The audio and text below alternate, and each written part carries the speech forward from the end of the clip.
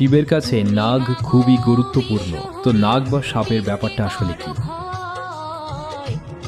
যেখানেই মিস্টিসিজম বা অতীন্দ্রিয়বাদ ছিল, যেখানেই কেউ ইন্দ্রিয়ের বাইরে কিছু অনুভব বা উপলব্ধি করেছেন, সেখানেই দেখবেন সাপ থাকবেই।